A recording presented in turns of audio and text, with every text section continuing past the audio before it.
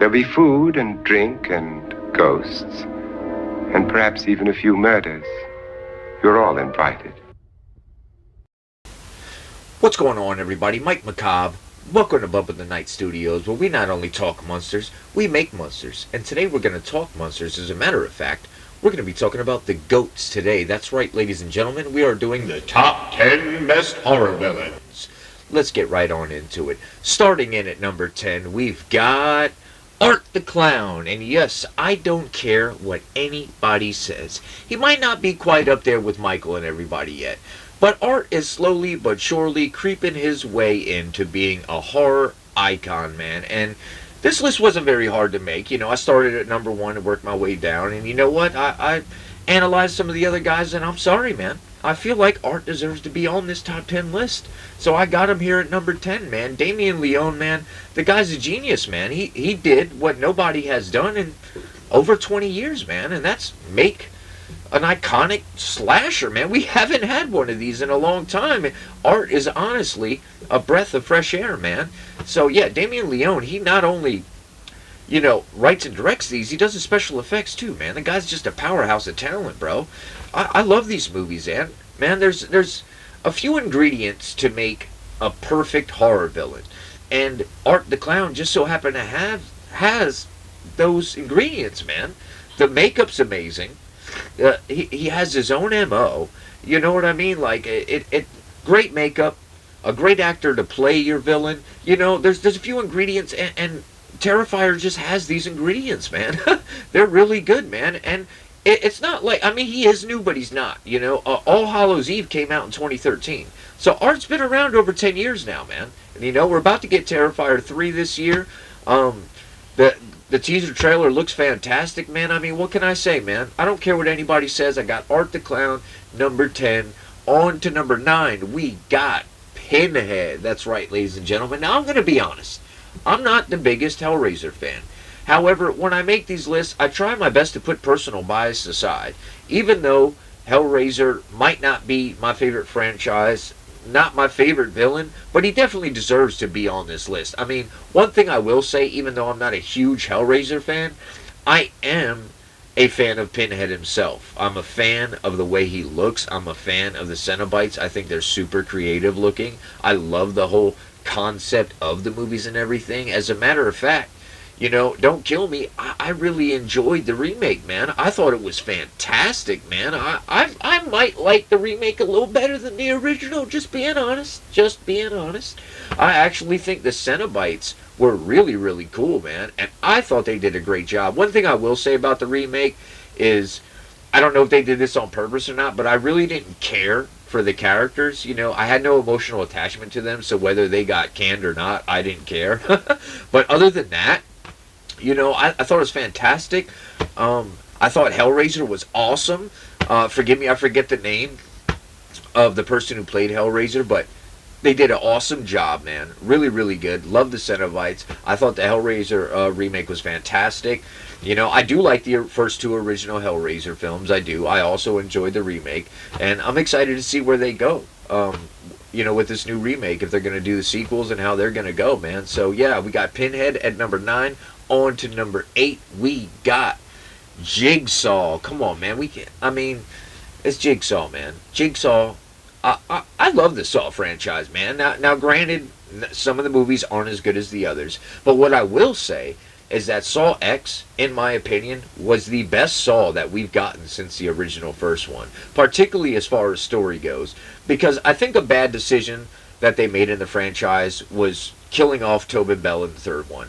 Now, I know he had cancer and he has a storyline, and he was, like, in flashback scenes of the later sequels. However, he's the cornerstone of these movies, man. Like, these movies are just that much better when Tobin Bell is the one that is, you know, behind the whole thing and making these straps and all that. So, in my opinion, the new Saw X was the best one we've gotten since the original, and Jigsaw deserves to be on this list, man. So, number 8, I got Jigsaw. On to number 7, we got Ghostface, and I know some people might be upset at me that he's not higher on this list, but he's on the list, you guys, man. I mean, come on.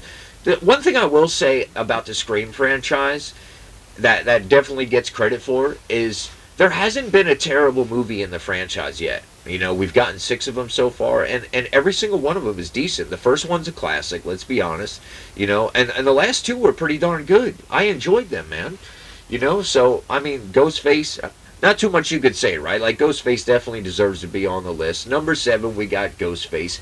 On to number 6, we've got Leatherface, man. And I love Leatherface, man. I remember being a kid, and some of the best memories I have, I say this all the time, but it's going to rent movies with my mom and stuff. And my mom's dad, my grandpa, who's no longer here, you know, God rest his soul, he used to take me down to the pawn shops all the time, and he'd always let me pick a movie. He'd always pick a mob movie, I always pick a horror movie. And I specifically remember him taking me once and me seeing the cover of Leatherface 3, man.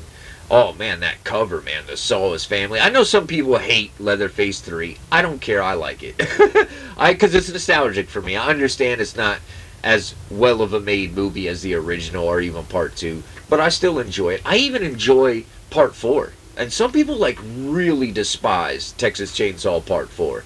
I thought Matthew McConaughey was brilliant. That's just my opinion, man. I thought he was fantastic. I like Texas Chainsaw Part 4. The remakes are awesome, man. So Texas Chainsaw is another one of those franchises where, you know, they haven't really put out a bad one. I mean, some of them aren't as good as the others, but in my opinion, none of them are like terrible, man. So, I mean, but Leatherface, I mean, come on now.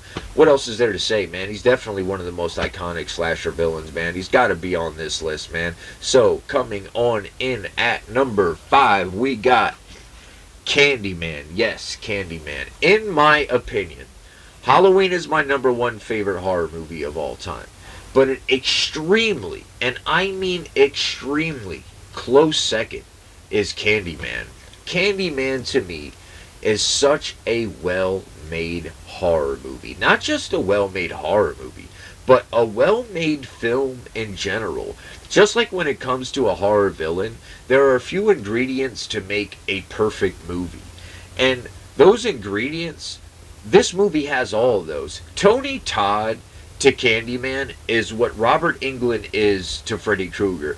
Meaning, nobody in the free world could have played that character better. Like, he was perfect. His performance in Candyman is absolutely phenomenal.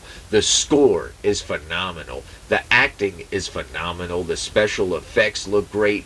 Candyman is so damn scary. Man, Candyman is the only movie in my entire life that actually scared me a little bit. I love horror. I have since I was a wee little lad. And Candyman is the only movie that ever actually scared me some. Believe it or not. Candyman. Oh man, Tony Todd is just... Man, I don't understand why he doesn't get more bigger roles. That guy is phenomenal. He is such a good actor, man.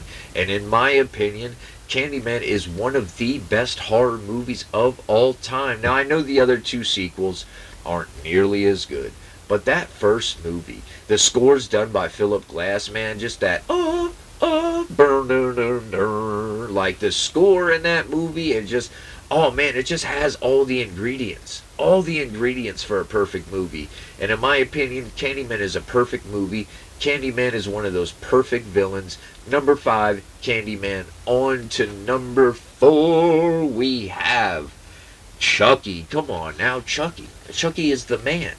Chucky is the man. I did a video a little while ago on horror's Mount Rushmore, and I gave out my argument how I believe Chucky is the 4th head on Mount Rushmore. That is my opinion, man. I've loved Chucky since I was a kid. I think a lot of us love Chucky, man, right? I mean, what is there not to say? I mean, he's the most iconic killer doll, and that's what makes him stick out from some of the others.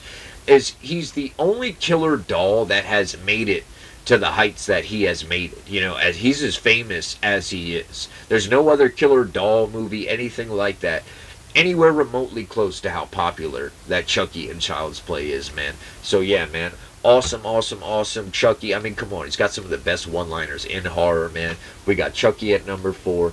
Down to the nitty-gritty, you guys. On to number 3, we've got Jason Voorhees. I mean, come on now. It's Jason, you guys, man. Kane Hodder does such a good job playing this character, and you can tell by watching his interviews and everything. He's passionate about it, man. He loves playing this character. He deserves to play this character, man. I think he did a great job. I know some people say they're not as fond of the Kane Hodder Jasons as they were the earlier Jasons. I think Kane Hodder is one of the best Jasons, point blank, period, man. He does such a great job in the role. And I love Jason. Some of the movies aren't as good as the others, but come on, man. We've got so many Jason movies. I cannot wait for the new series, man. We have not gotten a Jason film in so long, man. We need some Jason in our lives, you guys. So I'm super excited for the Peacock show coming up, man. Hopefully we get another film pretty soon as well, man. So we got Jason at number 3, man. On to number 2, we've got Freddy Krueger, you guys. The man himself, man. So anybody in this top 5, I wouldn't argue if somebody else has at their number 1. It's completely understandable because all of these characters are literally perfect horror villains, you know. There's really no arguing with anybody, man, if they have any of these guys, you know, as their top 1. Or their top 5, in my opinion. But, yeah, Freddy Krueger, man. I mean, come on. I mean, I have loved Freddy since I was a little kid, man. Also, just like Chucky, has some of the best one-liners in horror, man. That burnt face, man. That epic glove, man. Freddy has got the most iconic weapon in horror. I don't care what anybody says. That glove is the most iconic, most recognizable weapon in horror history. So cool, the design of that glove, man. Absolutely love Nightmare on Elm Street, man. Hopefully we get a new Freddy movie soon, too, you guys. I miss Freddy. I feel like it's been so long. You know, we got the remake back in, 2010? And that was, you know, so... Man, hopefully the Craven estate finally gets somebody that brings him a good script, and we can get somebody new and fresh to play Freddy. Because, yes, it is possible, you guys, for somebody else to play Freddy and do a good job. I know we love Robert Englund, but even Robert Englund is being real. You know, he's older now, man. You know what I mean? Someone else has to take over the mantle of playing Freddy, man. He's one of the most iconic of all time. So I understand the Craven estate taking their time till they figure out and get the perfect script and find someone who's passionate about it. I can't argue with that. You got to do nothing but appreciate that. But hopefully we do get a Freddy movie here pretty soon. On to number 1, Michael Myers. I mean, come on now, you guys. Now, of course I am biased. Myers is my favorite. But also, numbers don't lie, you guys. I mean, come on. I think... it's hard to argue that Myers is number 1. You know, even if you say Freddy's number 1 or Jason, whoever, you know, you can't really argue with somebody's opinion. But when it comes to Michael, it just is what it is, man. He's just the most iconic of all time, man. That white mask, John Carpenter's score. This is another example, just ingredients of making a perfect movie, you know.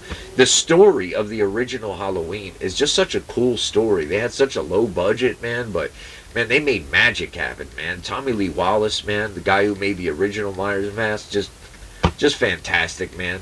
Just a perfect movie, man. And we've gotten so many movies. Now, that's one thing I'll say, even though I'm a big Halloween guy and Michael Myers is my favorite, we're definitely up and down in this franchise, man. You know what I mean? We get amazing movies, and we get okay movies, and we get terrible movies. The one thing that upsets me about the Myers franchise is I feel like it's a trade-off. We either get a really good Myers and a really good Myers mask with not that good of a story, or we get a really good movie and a really good story, but the mask isn't that good. You know what I mean? So, the latest trilogy, I will say I was not a fan of Halloween Ends at all, but I did like H40, and I did like Kills, you know, so at least we got those. Christopher Nelson did an amazing job sculpting those masks, man. And yeah, we got Michael Myers at number 1. I could sit here and talk Myers all day, so we're going to leave it at that. Michael Myers at number 1. Yes, he is the definitive boogeyman. So, you guys tell me how y'all feel, man. Do you agree with the list? Do you disagree with the list? Let me know in the comments how you feel. Who do you feel is the number 1 horror villain of all time? And tell me why. Man, I'd love to hear you guys' opinions. I can talk film all day. Appreciate you guys watching. If you like the content, please hit that subscribe button for me. Till next time, you guys, Mike Macabre signing out.